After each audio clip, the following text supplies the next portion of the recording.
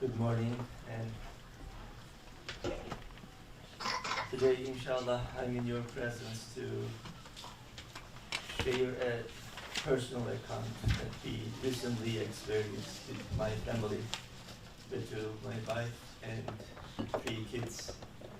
During the Thanksgiving break, we had a chance to visit Mecca and Medina for the first time in our lives. And it has a profound impact really on me and on my family. And while having this visit and making our religious duty in this holy land and holy places, the analytical self in myself tried to make sense of this ritual and try to understand and get the best out of it. And here I will just share this experience, and especially I will focus on the tawaf, not the whole process. And I will just share how did I feel and how try to make sense of it and kind of give a symbolism and meaning. This is a personal account, and everyone may feel in different ways and may interpret it in different ways. And by the way, how many of you have been in Umrah or Hajj?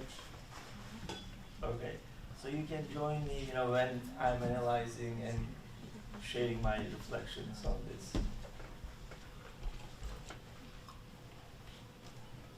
So, in our journey, we just went to Medina first, before the Mecca. And we're glad that we did that first. And that first introduction was very important. And when we arrived at Medina was really embracing you with compassion, embracing you with mercy and care. And I guess that's a place that you can see that many Muslims that are happy, and altogether, that amount of Muslims altogether, they are just trying to be best of themselves, very content and very helpful and happy, and be themselves at the same time. And you see the diversity, and ask a question to yourself when you in the presence of the Prophet Muhammad, peace be upon him. What did this person do in his lifetime that he attracted and be below of these many people? And after 14 centuries, people still travel and make a lot of sacrifices and come visit this person, and in his presence they just melt away in terms of those emotions. And everyone who visits this place says, I'm gonna come here again. It's not a duty, it's just your attachment and your falling in love with this place. And that was the kind of emotion, and then it was a preparation before we go to Mecca. And we just really enjoyed that 2 days in there. And after that, we just head to Mecca. And in Mecca, I was describing Medina as a kind of very calm sea. It's a very beautiful place. And then when we just came and arrived Mecca, it's a kind of a wavy ocean in terms of people, in terms of the crowd, and people trying to find their ways and navigate this place and that place. Everyone go different directions. And I guess we went also in the construction time, or maybe every year is the construction time in Mecca. I don't know. Like Chicago highways, every time it's construction. And in this place, when we arrived, we went to our hotels. And when we arrived, it was late, around evening time. And we made the evening prayer and ready for our first Umrah Tawaf. But it was the most crowded, time of the day. So people come and make their tawaf in that, especially with between evening and the Isha prayer. And we have like 3 kids with us, and we learned that during the evening time they don't allow the ladies because they only allow people with the ihram. Since ladies doesn't wear ihram, they can access Mecca inner circle every time, but the males are kind of filtered. So they just preserve the evening time for the males only at that time. So that it has a logic, in its own logic. Anyways, we just, our youngest, who's the 9 years old, in front of me, I'm just trying to kind of protect him, and then Omar is on my side, our teenager boy who's trying to find his own ways, and then always try to be independent in that environment, and I'm anxious not to lose him at the same time. So we start circling around the Kaaba. So it is a very different experience than Mecca, and it, in a sense, it resembled me the mirror of real life itself, with all its challenges and with all of difficulties.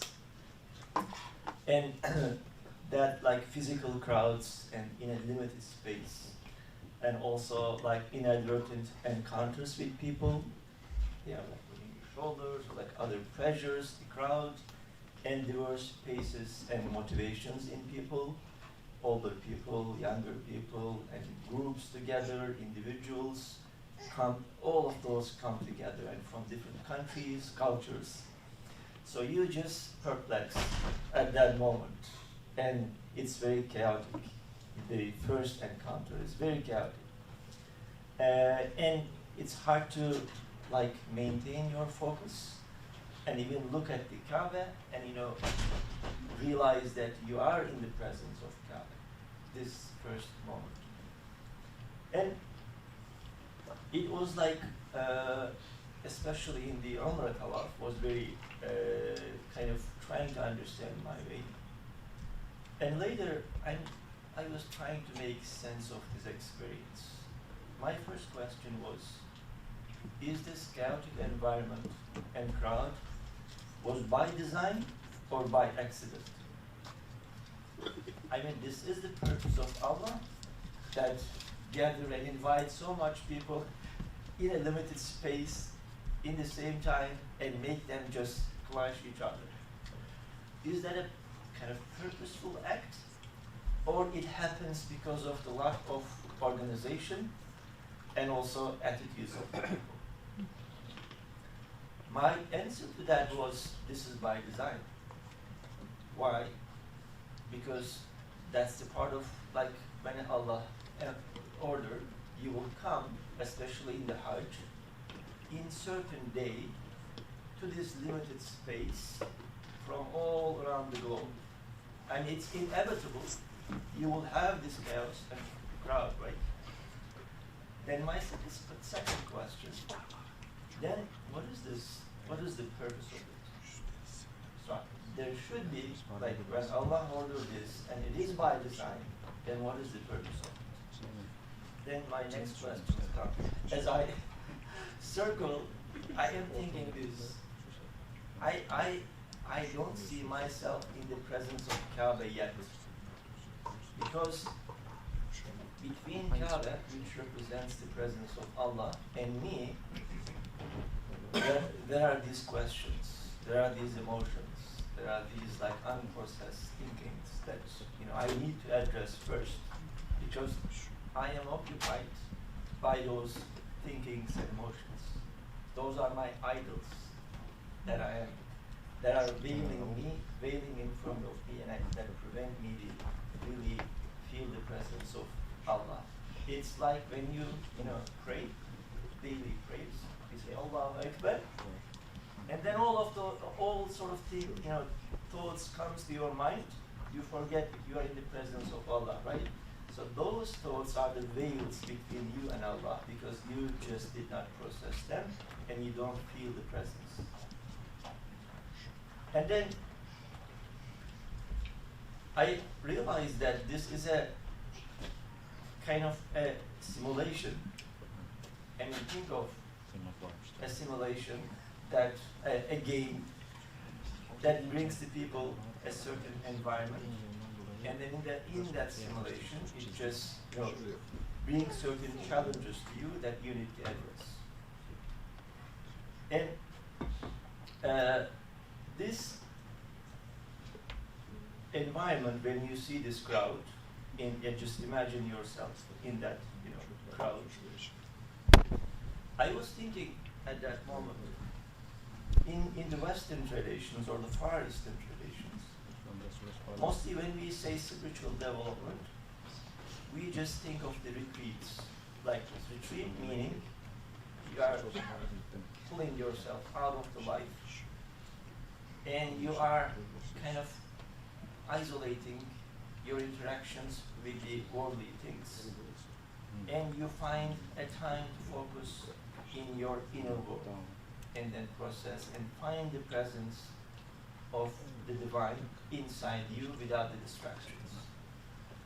But here, I feel the quite opposite, which means Allah just put you in the middle of the life itself with all sorts of challenges,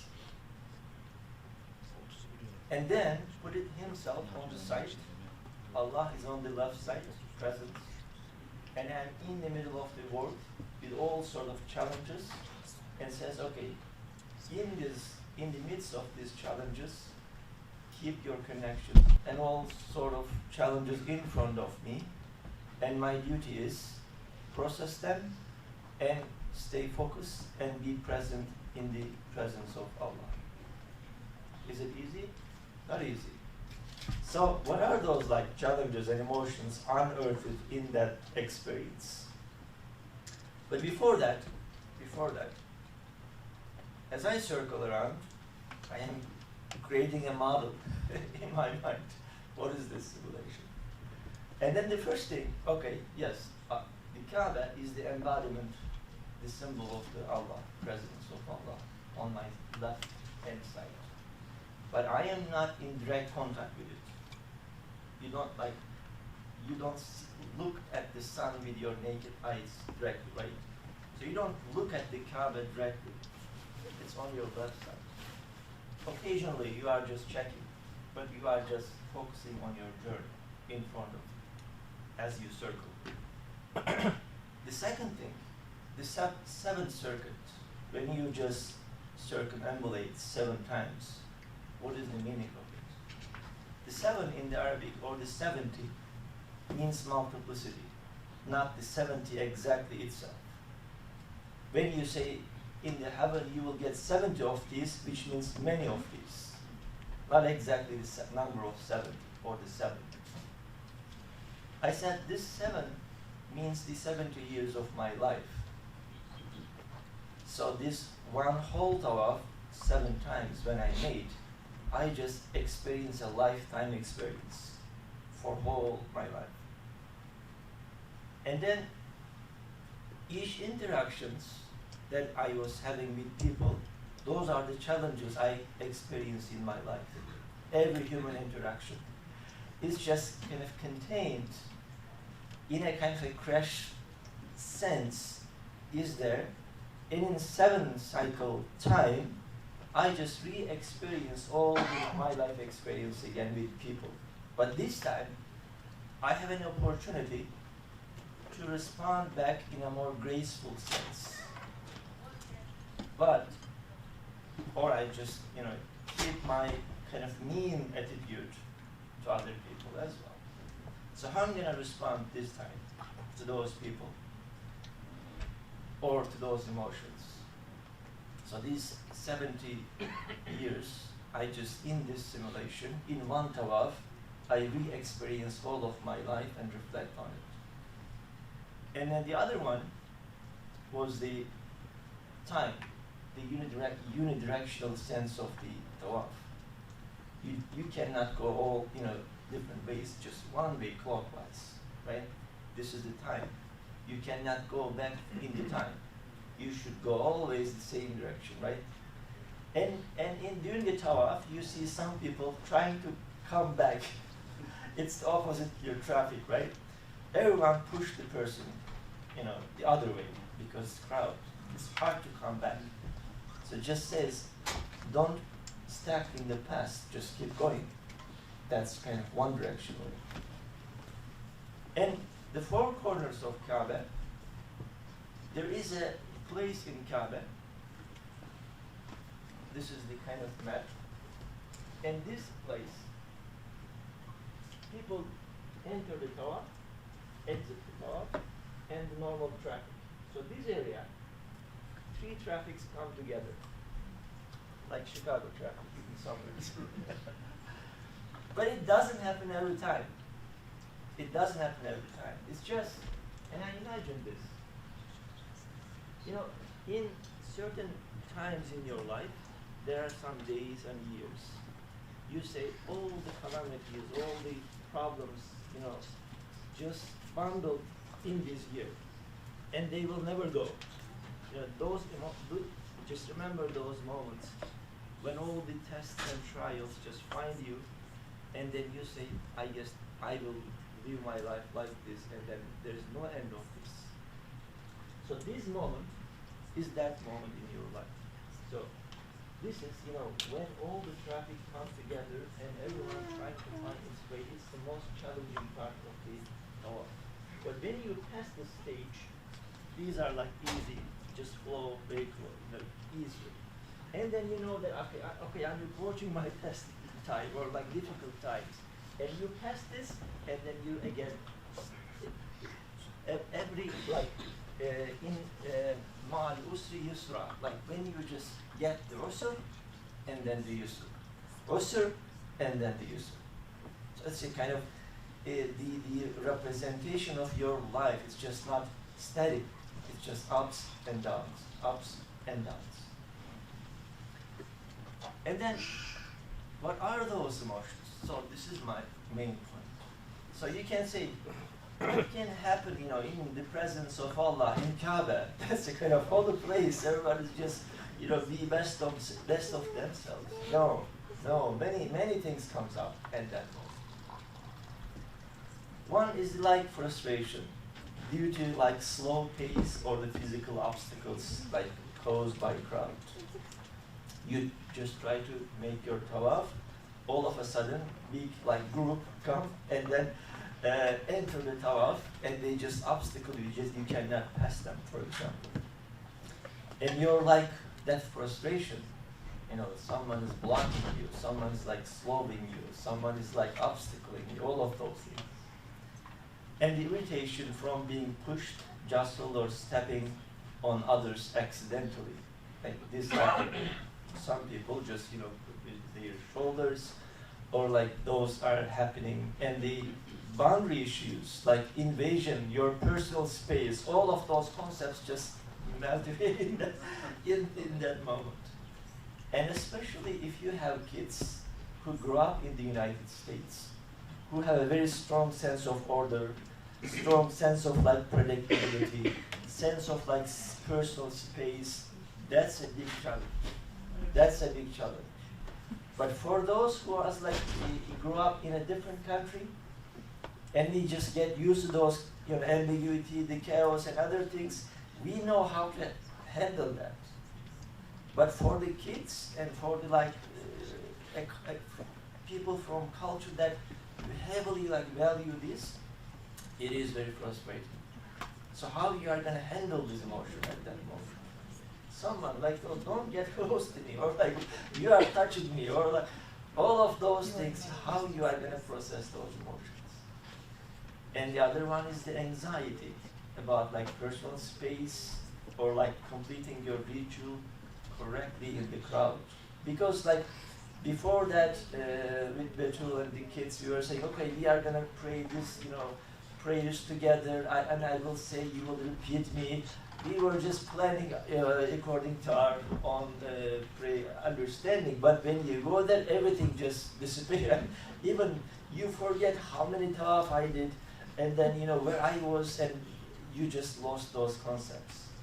But at that moment, that's sometimes anxiety, and then the emotions inside you, that is social anxiety, if you have any sense of perfectionism, I should do this in this manner, if I don't do it in this manner, my Umrah will be invalidated.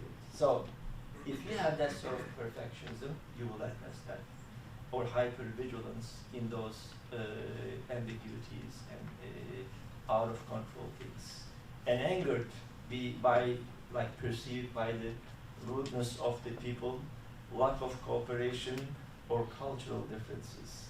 If that is the first time you see many different Muslims, many different countries, with different dialects, even when they say like, do some Fatiha, or like certain prayers, first, oh, he's saying it wrong, it should be this way.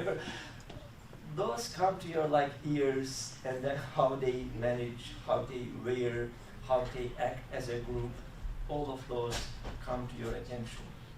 And you might be angry at that moment. And the impatience, because you want to finish your tawaf on time. Someone is delaying you, someone is doing like different things. And your intolerance of ambiguity, if you are not, cannot go on the flow, you should, follow certain predicted like rules, you have difficulty. So you need to kind of change and then be open to changes. And goals were processes. If you just focus, I should do this, is it the goal to finish this? Or the goal is building that relationship and building the sense of presence? What's the goal here? And for the sake of like finishing your tawaf, or touching the Hajar al-Aswad, or touching the Kaaba, if you just violated many people, then that's not the purpose of it. But you say, oh, I'm very proud I touched Hajar al-Aswad, but you just smash many people when you do this, right? So you miss the point of it. But what is your focus? And around the Hajar al-Aswad, you see so many like struggles. I call them wars of Hajar. Like at that moment, you see like people all around the places. But there is the saying, the Yunus Emre, if you bir gönül kırdın ise bu kıldığın namaz değil. If you just hurt someone's heart, even you do the best prayer, that's not the prayer like accepted by Allah, right? Same for the Hajj, same for the Umrah. So, and the other one is the feelings of helplessness, especially for like, I have been many places, I just traveled many times, and in the United States, I just get used to those. But for many people, that's the first time they just come out of their village, or even like town. That's the first experience they ever had, like the abroad, or even their like city or the village. So they are so anxious. They hold each other together. They don't want to miss the group. Even that, like we just saw some Malaysian ladies. I guess they just educate them in a way that you shouldn't lose like your group. So they, like preschoolers, they were holding each other like this. There's a whole like big line, and they just like a train. They just walk like this, and then you have to wait them. They have to pass. So you just continue. But that level of anxiety is real. So especially in the Tawaf, I see some like groups, they make like a rope around the group, for example. So there's a rope, no one can exit, no one can enter. That's a group like a big tank, they just go like this. So for many, especially elderly people, those who are, since they are scared and anxious, they act very weirdly, not to lose the group. So at that time, they can hit you, they can push you, all of those emotions. And exhaustion. Exhaustion in a physical sense, if you are older, if you are just having had many tawafs, but also mental and emotional exhaustion. And if you have a kind of poor stress management, if you have emotional burnout from suppressed feelings, and if you have physical or emotional resilience issues, then all of those emerges at that moment. And also distractions. You are in the presence of Allah, But someone over there, when you are just making the, in a very khushu, you are making your circumambulation, and once some person make me FaceTime, and then connecting to his friends, and making them make the umrah with him together. And they are just talking to each other, but also many other things. Someone is like smelling very bad because of the heat, or other things. So how you are going to keep your focus at that moment when you are in this moment? And the other one is the envy, like how can I compose of myself and do as the others do? Oh, those people, they are very close in Kaaba, they are touching Kaaba, why I cannot touch the Kaaba? I should, there is a kind of a attraction towards the Kaaba, like closer to the Kaaba, people trying to get it, but as you get closer, the pressure is increasing, and then just push you back. So that there is a very different dynamic at that moment. And self-doubt. For some people, I am worthy of coming Kaaba. I am worthy of visiting the Prophet Muhammad. Or I am a sinful person. Oh, this happened to me, then Allah not accepted my umrah. Or Allah not, I am not ready for this. I am not clean enough. I am not pure enough.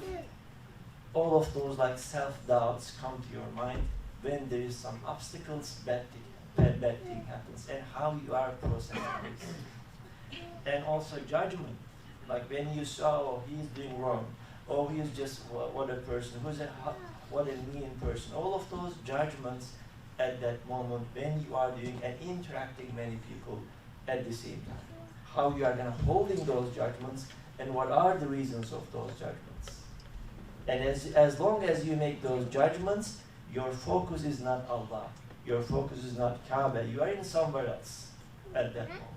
Even though physically you are in there. An embarrassment when people cannot do, or they like obstacle other people. For example, you are an elderly, you are just walking slowly, and everyone behind you, they are just also blocked, and then you feel bad about it, for example. Or like fear of like losing your group, or you losing your belongings if you have those, and also some for people the pride. It can be a cultural pride. It can be your spiritual pride. Oh, I am doing this very well. These people don't know how to do it. Or I am kind of a higher in the rank, in the culture, in the understanding the language, understanding the this and that. So there are many things that you can kind of feel yourself different, better, but at that time, how you are handling those judgment of others and judgment of yourself, and that entitlements that you have. And you cannot empty them. Since you cannot empty them, you cannot feel and treat people fairly and compassionately. All of those emotions, So in that place, when I say this is the worldly life itself, I need these emotions. Because in our daily lives, we live and we live these emotions.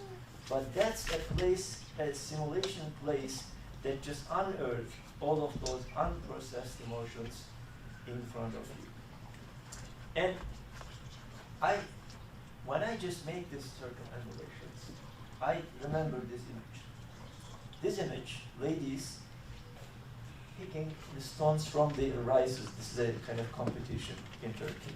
Who's gonna make the fastest stone picking from the rice? So I imagine myself, or my inner world, as the rice. But before cleaning and picking up the stones, I have a lot of stones inside my rice, which means those stones are these unprocessed emotions, and making the taste of the rice bitter and then hurt me. And then when you pick these stones from the rice, the action you make is just mixing the rice, and new stones appear. You just take them, mix it again, new stones appear, pick them again, and then in this process you just make it pure and clean, right? So I thought this circling is the mixing the rice inside me. Every interaction just bring out new stones. I am just picking them, processing them. As I continue my circling, new ones come because new interactions happens and different emotions are triggered, and I just realize those emotions and then just processing them. Continue, continue, continue. At the end, your rice is very clean. And now, no stones. And then you are very, now at that moment, you are in the Kaaba. You are in the real presence of Allah, as if you and only Allah or the Kaaba is there, no one else. Because no one else, no other interactions are getting your attentions anymore. They don't bother you anymore, and you can focus the presence of Allah at that time. But until that moment, I don't know how many tawafs it takes everyone, to come to that point, but each tawaf is a process, and then you continue. And there was an image. So I don't think Hajj is a circular and spiral process. It is a helix. It is a helical process, which means when you start in one place and just turn, let's say start here and come back here, you are not the same person anymore.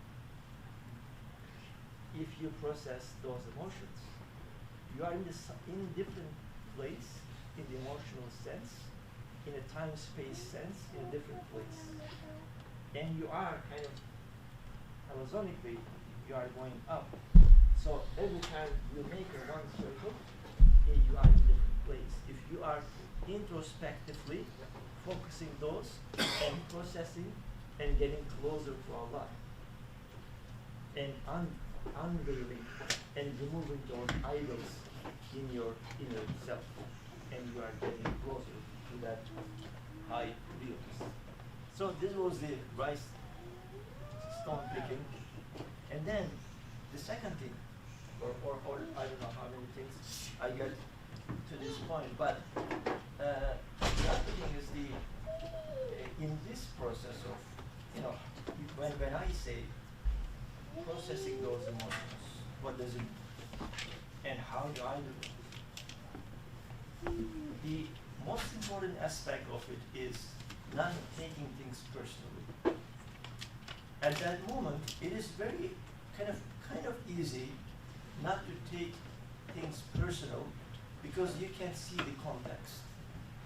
When someone who is very anxious because not to lose his group, an elderly person, you can understand that person is scared. And then I understand if that person kind of like pushed me or like hit me while trying to catch the group. It's sort of understandable, and you can tolerate it. You can tolerate it, and you don't take it personally.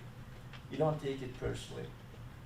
Not every time, but it is kind of easy to understand. I have kids, so when my son Adil in front of me, when people try to push him, I was protecting him. So just pushing away people from him, not to hurt him, right?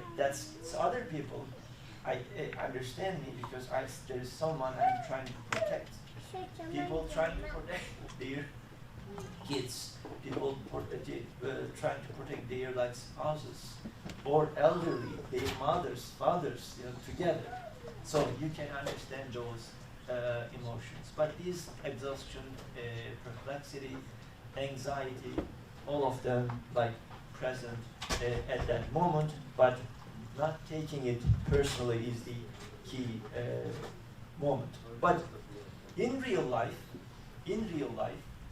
when you cannot make these connections, how not to take things personally? Because you don't see, in my case, you can see me, my action of pushing away and my kid at the same context, right? You can say, okay, he is pushing away people because he's trying to protect his kid, right? But in the real life, you don't see the kid.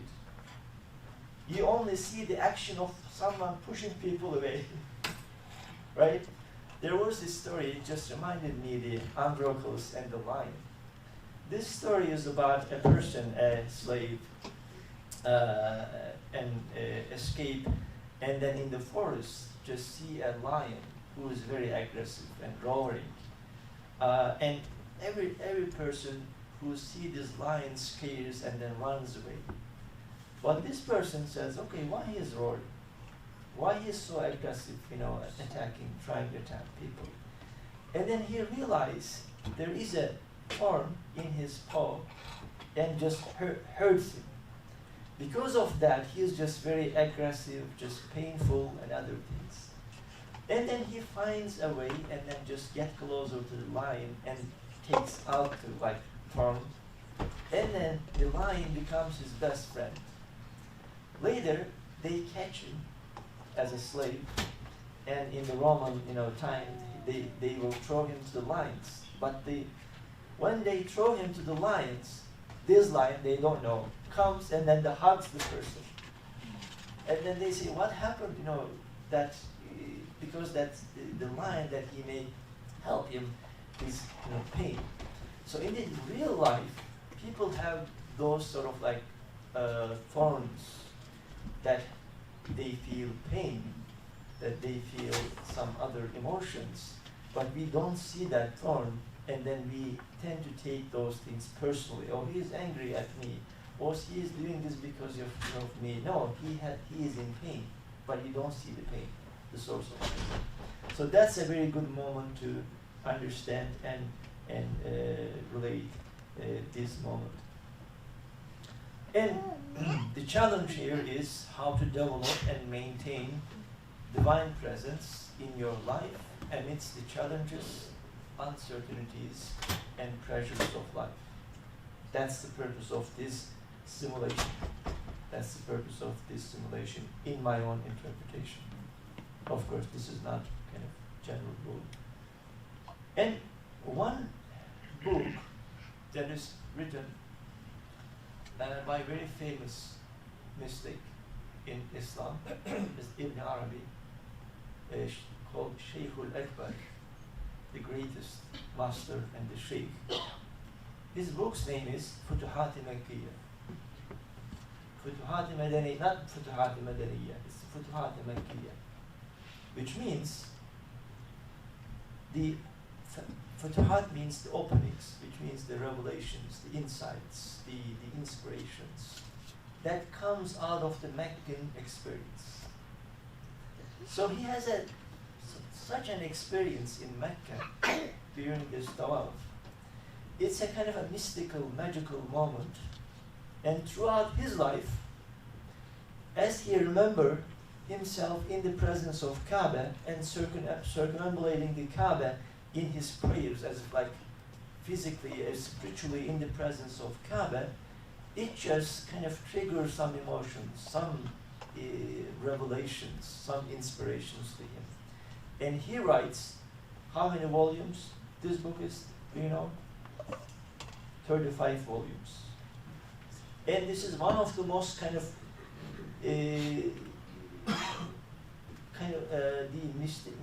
mysterious book that people are trying to decipher and understand.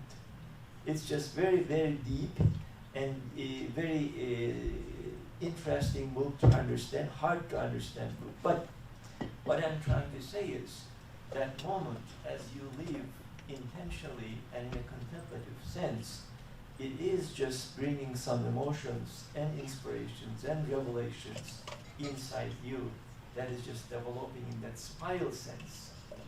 And that if you remember yourself around the Kaaba when you pray and when in your daily life, it is a transforming experience.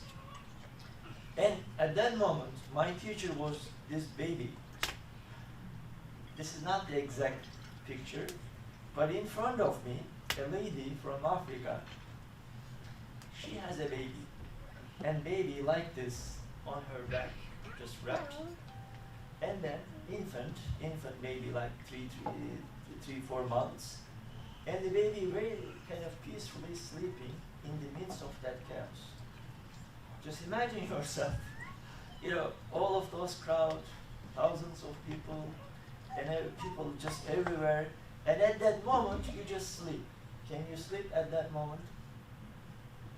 To be able to sleep, you need to kind of breathe, and then you need to not distract it, and then don't take things around you as a threat. If the light, if any sound and other activities, if you just say, when I am sleeping, I am vulnerable, which means I cannot protect myself, which means I am in absolute tawakkul and trust of someone. I know that in this vulnerable moment and state, no one will hurt me. So you need to ensure this security and safety before falling to the sleep. If you cannot, make sure of that, you cannot fall to sleep, right? Because you are under threat in your imagination. So to be able to sleep in that crowd, you need to be able to trust and kind of let yourself in the hands of someone you trust and fall to sleep, right? And I ask myself, how can I reach to that state? How can I reach that state in the presence of Allah and process all of those things, and the things happening around me not scare me anymore, or not bother me anymore, or just I am in the full tawakkul of Allah, in the hands of Allah, and I make my journey, and my only focus is my relationship with Allah. And only me, even every crowd, everything around me become Allah's presence and Allah's manifestations itself, and only me and Allah is present at that moment. Even though from the outside it's just a lot of people, the crowd, the chaos, no, everything is from Allah, and I am in His presence, and we are together. So that's the moment that baby kind of represented for me. And how can I reach that state of full tawakkul, iman, taslim, tawakkul, those like stages.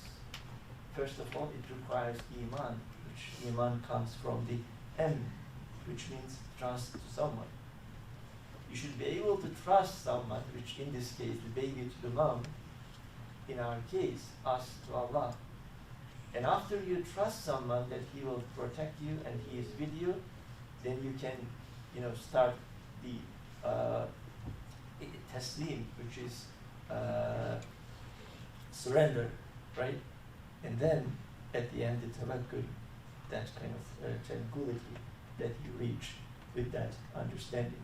And when she says two pleasures, or two different pleasures, two different worldly pleasures, here and after. Saadet Darain. Yeah, yeah. And then these attitudes bear the fruit of the saadat, the contentment in this world and the hereafter. So that's the kind of end result of this attitude, the worldly understanding. So what is the kind of, as a final touching, what are the steps and the how to process both within that simulation of the tawaf, the most importantly, when we leave and come back to the real life, how we just make the similar attitudes towards the life and develop the sense of presence. The first of all, focus on your journey, not people. So at that moment, when I'm making the circumambulation, if I just stop and try to fix the person who just make the injustice or like the strange behavior, yet I just, that staying there, just missing the point, right? You gracefully, if you can help, but continue your journey. One example, I just give this analogy. Let's say you are in here and you are traveling to Texas with your car. And in some roads, when you pass certain farms, that has a very bad smell, right? And you can feel that smell in the road. And when you continue your travel, if you just stop there and try to fix the smell, right? That smell just comes and stick to you and your car more. You just smell, yes. Be patient for a while, but keep going. Keep going. After a while, when you pass the farm, the smell disappears, right? But when you stop and try to fix that, it will stick with you. And then the second one,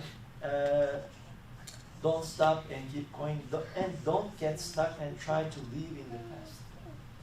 Those examples of the people who are trying to go the opposite of the flow push that person, no, this direction, this direction. If you have angers in the past, if you have resentments in the past, if you have things that you couldn't resolve in the past, don't try to live in the past. Because life just, push you to continue your journey. Sorry, we have 5 minutes to finish and the 5 minutes extra question and answers for the next session. Okay, this is my last slide. Okay. And don't take things personally, we just touch that and try to see and understand why people do what they do, the context, and what is the thorn they have in their life. What is the thorn that they have attained from in their life, and try to help them just to remove the thorn and be helped and respond gracefully, and also kind of forgive and try to help and navigate yourself. If there's a kind of an openings in the I was seeing some people in the Tawaf, very smart. They were instead of going in the same place and the same direction, there are always some openings and spots in the ground. He was just going in a very fast and without touching people or without too much getting blocked by the people, very easily making their tawaf. Some people just stick in their place, push people, and make the tawaf hard for themselves and for other people as well. And don't lose your focal point. What is the focal point here? At that place is the Kaaba. Don't try to get closer too much if you are not ready, strong enough, and ready for that struggle. And don't fall apart too much from the Kaaba. Just, find your balance, but at the same time, don't lose your focus and focal points. What is your purpose and meaning in the life? And what is the Tawheed and Allah representing? How is it represented in your life? If you lose your focus, there is a very good saying, if the captain doesn't know where to go, not even the strongest winds will help him, right? You have strong winds in your life, it just push your ship, but you don't know where to go. So it doesn't matter, it's a very strong wind or the weak wind, because you don't know where to go. So the purpose and the meaning in your life and Allah as the focal point, if you lose it, if you lose your faith and that kind of center in your life, then everything you do, many things, at the end of the day, what did I do today? Nothing. Because you cannot build upon things. You don't know where to go. You don't have any direction in your life. And ask yourself, why I still cannot see Kaaba? If you are too much occupied with those emotions and overwhelmed with those emotions, even though Kaaba is there, you are in somewhere else. You are in the abyss of your own emotions at the moment, struggling. Even though people see you next to the Kaaba. So why I cannot still see the Kaaba? In my prayer, in my daily life, why I cannot feel the presence of Allah? What obstacling and veiling? And what are the emotional veils preventing me enjoying the divine presence, which is the hudur. Hudur in the Turkish, 2 meanings. Hudur hadara means presence. And then the hudur, which means contentment and being peaceful as a result of that presence. So the huzur in the meaning of being happy and peaceful is the result of the presence in the presence of Allah. If you lost your presence in the presence of Allah, that connection, the fruit of it, which is the happiness, will not come. So they are connected to each other. And identify the unprocessed past emotions and anxieties about future and keep going. That's the kind of lessons I got from this experience, and I wanted to share with you, inshallah, helpful for all of us.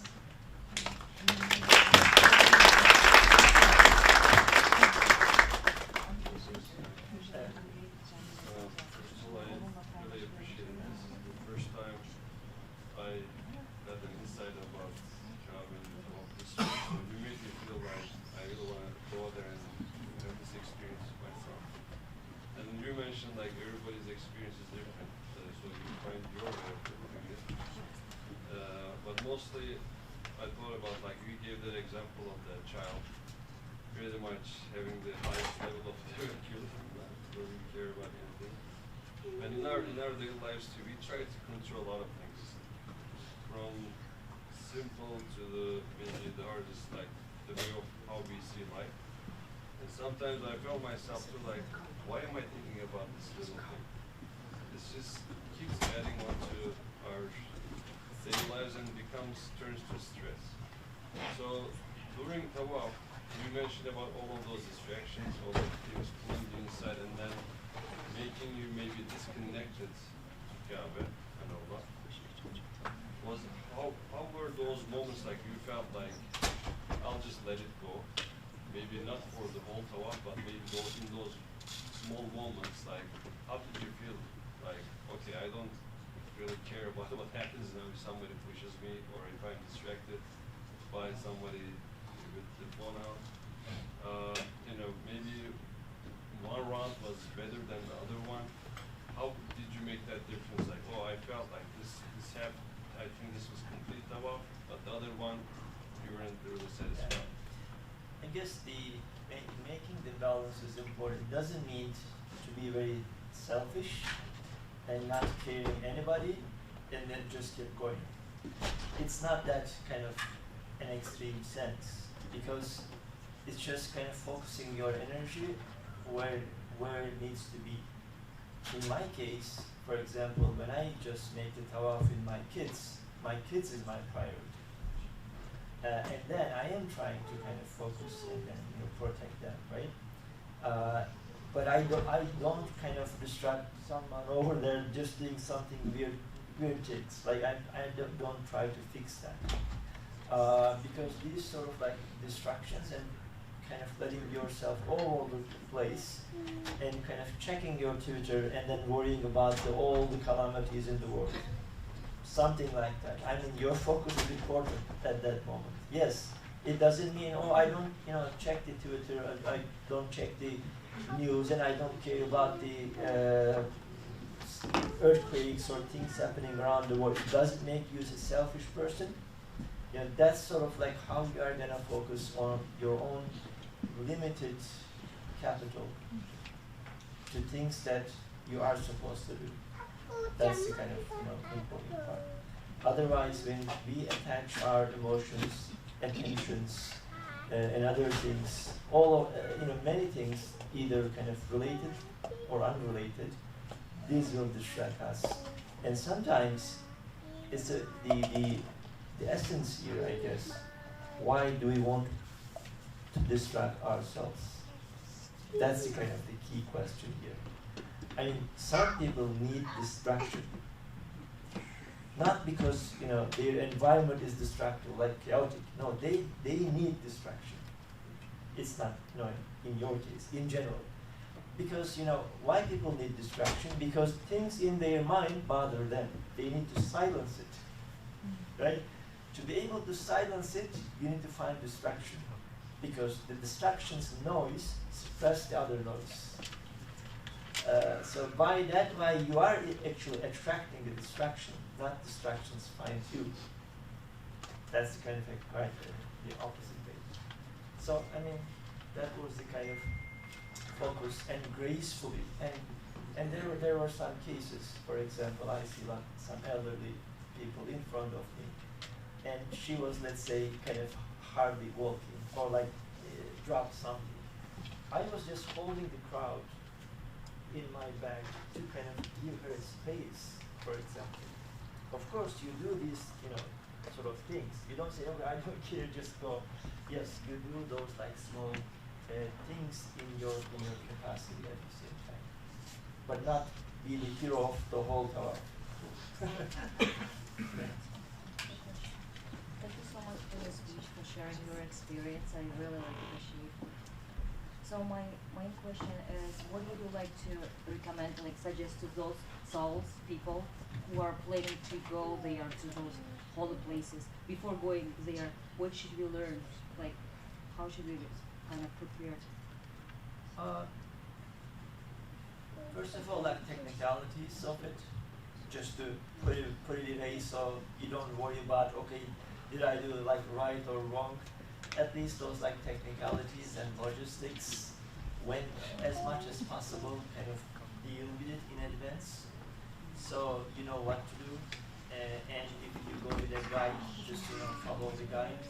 So when you set aside those like and the sources of possible anxieties, then you can focus on the presence. You can focus, on the experience.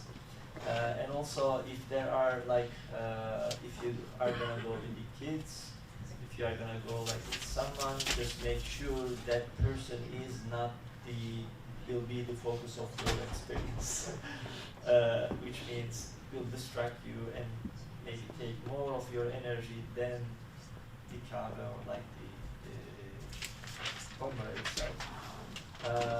And other than that, especially maybe you can do the Umrah first before the Hajj. That was my kind of, because I just considered that because Hajj is much more difficult than this. I haven't done it, but from the people I heard, it's much more difficult than it. And mostly it's just focus on your duty rather than the experience.